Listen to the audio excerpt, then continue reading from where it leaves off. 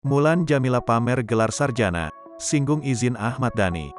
Istri Ahmad Dhani, yakni Mulan Jamila akhirnya mendapat gelar sarjana dan baru saja diwisuda. Kebahagiaan Mulan Jamila saat wisuda dibagikan lewat akun Instagramnya. Alhamdulillah, akhirnya wisuda juga setelah lulus dan dapat gelar sarjana tahun lalu, tulis Mulan Jamila.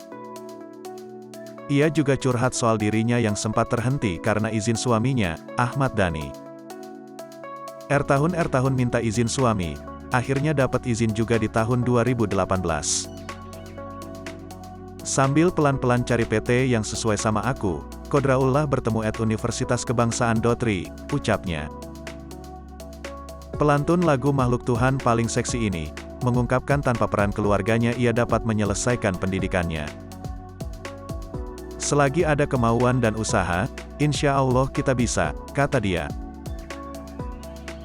Diketahui, Ibunda Safia Ahmad ini sudah lulus sejak tahun lalu.